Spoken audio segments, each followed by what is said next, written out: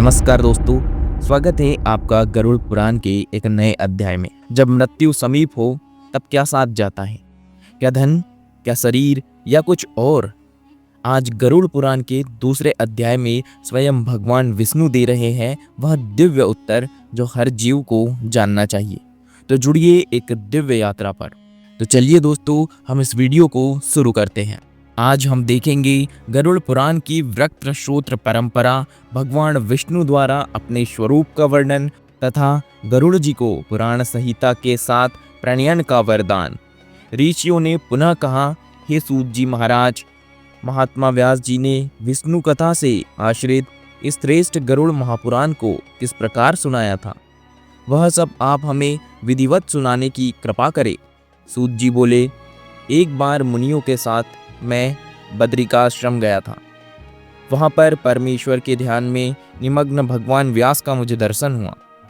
उन्हें प्रणाम करके मैं वहीं पर बैठ गया और उन मुनीश्वर से पूछा, हे व्यास जी, आप परमेश्वर भगवान हरि के स्वरूप है और जगत की सृष्टि आदि को मुझे सुनाएं, क्योंकि मैं जानना चाहता हूँ कि आप उन्हीं पुरुष का ध्यान कर रहे हैं और उन सर्वज्ञ के स्वरूप का परिज्ञान भी आपको ही है। हे विप्रवंद, मैं व्यासदेव के सामने जब ऐसी जिज्ञासा की तो उन्होंने मुझे जो कुछ कहा था वह सब मैं आप सभी से कह रहा हूँ, सुने। व्यास जी ने कहा, हे सूत जी, ब्रह्मा जी ने जिस प्रकार नारद एवं प्रजापति दक्ष आदि से तथा मुझसे इस पुराण की कथा कही थी, उसी प्रकार मैं गरुड़ महापुराण को सुनाता हूँ। आप सब उसे ध्यान से सुने। सूत जी ने पूछा, हे भगवान, ब्रह्मा जी ने देवर्षि नारद और प्रजापति दक्ष सहित आपसे किस प्रकार के पवित्र एवं सारतत्व बनाने वाले पुराण को कहा था? व्यास जी ने कहा, भृगु आदि ऋषियों के साथ मैं ब्रह्मलोक में विद्यमान ब्रह्मा जी के पास गया और उन्हें प्रणाम कर मैंने प्रार्थना की कि हे प्रभु, आप हमें सार तत्व बताने की कृपा करें। ब्रह्मा जी बोले, यह गरुड़ पुराण अन्य सभी शास्त्रों का सारभूत है। प्राचीन काल में भगवान विष्णु अन्य देवताओं सहित रुद्रदेव शिव और मुझसे जिस प्रकार इसे कहा था, इसी प्रकार मैं भी इसका वर्णन आपसे कर रहा हूँ। व्यास जी ने कहा, भगवान श्री हरि ने अन्य देवों के साथ रुद्रदेव को किस प्रकार से सारभूत और अर्थ बताने वाले इस गरुड़ महापुराण को सुनाया था, हे ब्राह्मण, उसे आप सुनाए। ब्रह्मा जी बोले, एक बार इंद्रादि देवताओं के साथ मैं कैलाश पर्वत पहुंच गया। वहां मैंने देखा कि रुद्रदेव शंकर परम तत्व के ध्यान में निमग्न है। मैंने प्रणाम करके उनसे पूछा, हे सदाशिव, आप किस देव का ध्यान कर रहे हैं? मैं तो आपसे अतिरिक्त अन्य किसी देवता को नहीं जानता हूँ। इन सभी देवताओं के साथ उस समय सार तत्व को जानने की मेरी इच्छा है, अतः आप उसका वर्णन करें। श्री रुद्र जी ने ब्रह्मा जी से कहा, मैं तो सर्वफलदायक, सर्वव्यापी, सर्वरूप, सभी प्राणियों के हृदय में अवस्थित परमात्मा तथा सर्वेशन उन भगवान विष्णु का ध्यान करता हूँ। हे पितामह, उन्हीं विष्णु की आराधना करने के लिए मैं शरीर में भस्म तथा सिर पर जटाजूट धारण करके व्रताचरण में निरत हूँ। जो सर्वव्यापक, जयशील, अद्वैत, निराकार एवं पद्मनाभ है, जो निर्मल तथा पवित्र हंस स्वरूप है, मैं उन्हीं परमपद परमेश्वर भगवान श्री हरि का ध्यान करता हूँ। इस सार तत्व के विषय में उन्हीं के पास चलकर हम सभी को ये पूछना चाहिए जिनमें संपूर्ण जगत का वास है। प्रलय काल में जिनमें संपूर्ण जगत प्रविष्ट हो जाता है, सब प्रकार से अपने को उन्हीं की शरण में चलना चाहिए और उन्हीं का चिंतन करना चाहिए। जिन सर्वभूतेश्वर सत्वगुण, रजोगुण एवं तमोगुण एक सूत्र में अवगुमित मणियों के समान विद्यमान रहते हैं, जो हजार नेत्र, हजार चरण, हजार जंगा तथा श्रेष्ठ मुख से युक्त है, जो सूक्ष्म से भी सूक्ष्म, स्थूल से भी स्थूल, गुरु से भी गुरुतम और पूज्यों में पूज्यता तथा श्रेष्ठों में भी श्रेष्ठतम है, जो सत्यों के परम सत्य और सत्यकर्मा कहे गए हैं, जो पुराणों में पुराण पुरुष और द्विज्योतियों में ब्राह्मण और जो प्रलय काल में शंकरषण कहलाते हैं, मैं उन्हीं परम उपासक की उपासना करता हूँ, जिन सत असत से परे रीत सत्य स्वरूप एकाक्षर प्रणव स्वरूप परम ब्रह्म की देव यक्ष राक्षस और नागगण अर्चना करते हैं, जिनका मुख अग्नि, मस्तक द्युलोक, नाभि, आकाश, चरण युग्म पृथ्वी और नेत्र सूर्य तथा चंद्र है। ऐसे उन विष्णु देव का मैं ध्यान करता हूँ, जिनके उदर में स्वर्ग, मर्त्य एवं पाताल ये तीनों लोक विद्यमान हैं। समस्त दिशाएं जिनकी भुजाएं हैं, पवन जिनका उच्छ्वास है, मेघमालाओं का समूह जिनका केश पूज्य है, नदियाँ ही जिनके सभी अंगों की संधियाँ है, और चारों समुद्र जिनकी कुक्षी है, जो कालातीत है, यज्ञ एवं सत असत से परे है, जो जगत के आदि कारण तथा स्वयं अनादि है। ऐसे उन नारायण का मैं चिंतन करता हूँ, जिनके मन से चंद्रमा, नेत्रों से सूर्य और मुख से अग्नि उत्पन्न है, जिनके चरणों से पृथ्वी की, कानों से दिशाओं की और मस्तक से स्वर्ग की सृष्टि हुई है, जिन परमेश्वर सर्ग, प्रतिस्वर्ग, वंश, मनवंतर तथा वंशानुचरित प्रवर्तित हुआ है, उन देव की मैं आराधना करता हूँ। परम सार तत्व का ज्ञान प्राप्त करने के लिए हम सभी को उन्हीं की शरण में जाना चाहिए। ब्रह्मा जी ने कहा, व्यास जी, प्राचीन काल में रुद्र के द्वारा ऐसा कहे जाने पर श्वेत द्वीप में निवास करने वाले भगवान विष्णु को प्रणाम करके उनकी स्तुति कर उस पर परम तत्व के सार को सुनने की इच्छा से देवगणों के साथ मैं भी वहीं पर स्थित हो गया।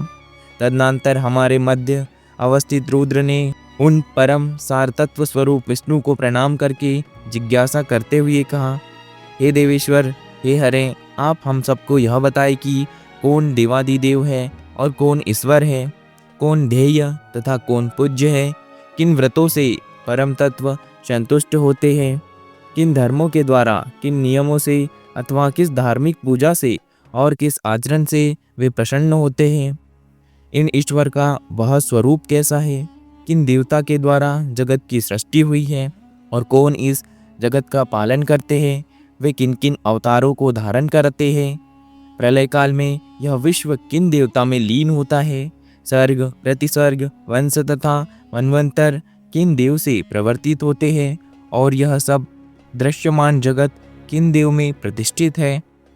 हे हरे, इन सभी विषयों के साथ अन्य जो भी सार तत्व है उन्हें बताएं और इसके साथ ही परमेश्वर महात्माएं तथा ध्यान योग के विषय में भी बताने की कृपा करें। तदनंतर भगवान विष्णु ने रुद्र को उस परमेश्वर के महात्म्य एवं उसकी प्राप्ति के साधनभूत ध्यान और योगादिक नियमों तथा अष्टादश विद्याओं का ज्ञान इस प्रकार से दिया। श्री हरि ने कहा, हे रुद्र, मैं बताता हूँ, ब्रह्मा और अन्य देवों के साथ आप उसका श्रवण करें। मैं ही सभी देवों का देव हूँ, मैं ही सभी लोकों का स्वामी हूँ, देवों का मैं ही ध्येय, पूज्य और स्तुतियों से स्तुति करने योग्य हूँ। हे रुद्र, मैं ही मनुष्यों से पूजित होकर उन्हें परम गति प्रदान करता हूँ तथा व्रत, नियम और सदाचरण से संतुष्ट होकर, हे शिव, मैं ही इस संसार की स्थिति का मूल कारण हूँ, मैं ही जगत की रचना करने वाला हूँ। हे शंकर, मैं ही दुष्टों का निग्रह और धर्म की रक्षा करता हूँ, मैं ही सत्य आदि के रूप में अवतीर्ण होकर अखिल भूमंडल का पालन करता हूँ, मैं ही मंत्र हूँ, मैं ही मंत्र का अर्थ हूँ और मैं ही पूजा तथा ध्यान के द्वारा प्राप्त होने वाला परम तत्व हूँ। मैंने ही स्वर्ग आदि की सृष्टि की है और मैं ही स्वर्ग आदि भी हूँ। मैं ही योगी, आद्य, योग और पुराण हूँ। ज्ञाता, श्रोता तथा मनन करता मैं ही हूँ। वक्ता और संभाषण का विषय भी मैं ही हूँ। इस जगत के समस्त पदार्थ मेरे ही स्वरूप है और मैं ही सब कुछ हूँ। मैं ही भोग और मोक्ष का प्रदायक परम देव हूँ। हे रुद्र, ध्यान पूजा के उपचार और मंडल आदि सब कुछ मैं ही हूँ। हे शिव, मैं ही संपूर्ण वेद हूँ, मैं ही इतिहास स्वरूप हूँ, मैं ही सर्वज्ञानमय हूँ, मैं ही ब्रह्मा और सर्वात्मा हूँ, मैं ही ब्रह्मा हूँ, मैं ही सर्वलोकमय हूँ तथा मैं ही सभी देवों का आत्मस्वरूप हूँ। मैं ही साक्षात सदाचार हूँ, मैं ही धर्म हूँ, मैं ही वैष्णव हूँ, मैं ही वर्णाश्रम हूँ, मैं ही सभी वर्णों और आश्रमों का सनातन धर्म हूँ।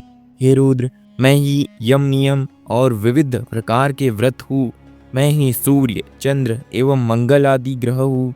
प्राचीन काल में पृथ्वी पर पक्षीराज गरुड़ ने तपस्या करके मेरी ही आराधना की थी। उनकी तपस्या से संतुष्ट होकर मैंने उनसे कहा था कि आप मुझसे अभिष्ट वर मांग लें। उस समय गरुड़ ने कहा, हे हरि, नागों में मेरी माता विंता को दासी बना लिया है। हे देव, आप प्रसन्न होकर मुझे यह वर प्रदान करें कि मैं उनको जीतकर अमृत प्राप्त करने में समर्थ हो सकूं और माँ को कदू की दास्ता से मुक्त करा सकूं। मैं आपका वाहन बन सकूं, महान बली, महान शक्तिशाली, सर्वज्ञ और नागों को विदीर्ण करने में समर्थ हो सकूं तथा जिस प्रकार पुराण संहिता का रचनाकार हो सकूं वैसा ही करने की मुझ पर कृपा करे। विष्णु बोले, हे पक्षीराज गरुड़, आपने जैसा वर मांगा है वैसा ही सब कुछ होगा। आप नागों की दास्ता से अपनी माता विंता को मुक्त करवा सकेंगे। सभी देवताओं को जीतकर अमृत ग्रहण करने में आपको सफलता प्राप्त होगी। अत्यंत शक्ति संपन्न होकर आप मेरे वाहन होंगे। विश्व के विनाशकारी शक्ति भी आपको प्राप्त होंगी। मेरी कृपा से आप मेरे ही महात्म्य को कहने वाली पुराण संहिता प्रणयन करेंगे। मेरा जैसा स्वरूप कहा गया है वैसा ही आप में भी प्रकट होगा। आपके द्वारा प्रणीत्या पुराण संहिता आपके गरुड़ नाम से लोक में प्रसिद्ध होंगी। हे विंतासूत, जिस प्रकार देव देवों के मध्य में ऐश्वर्य और श्री रूप में विख्यात हूँ, उसी प्रकार हे गरुड़, सभी पुराणों में यह गरुड़ पुराण भी ख्याति अर्जित करेगा। जैसे विश्व में मेरा कीर्तन होता है वैसे ही गरुड़ के नाम से आपका भी। हे रुद्र, मेरे द्वारा यह वरदान दिए जाने के बाद इस संबंध में कश्यप ऋषि के द्वारा पूछे जाने पर गरुड़ ने इसी पुराण को उन्हें सुनाया। कश्यप ने इस गरुड़ महापुराण का श्रवण करके गारुड़ी विद्या के बल से एक जले हुए वृक्ष को भी जीवित कर दिया था। गरुड़ ने स्वयं इसी विद्या के द्वारा अनेक प्राणियों को जीवित किया। यक्षि ओम ओम स्वाहा यह जप करने योग्य गारुड़ी परम विद्या है। हे रुद्र, मेरे स्वरूप से परिपूर्ण गरुड़ द्वारा कहे गए इस गरुड़ महापुराण को आप भी सुने। दोस्तों, आज के लिए बस इतना ही। आगे की कथा हम अगले अध्याय में जानेंगे। तब तक के लिए धन्यवाद। अगर यह वीडियो पसंद आया हो तो वीडियो को लाइक करें, चैनल को सब्सक्राइब करना ना भूलें ताकि आगे आने वाले अध्याय आपको मिल सके। मिलते हैं हम इसी की तरह अगले अध्याय में। तब तक के लिए धन्यवाद।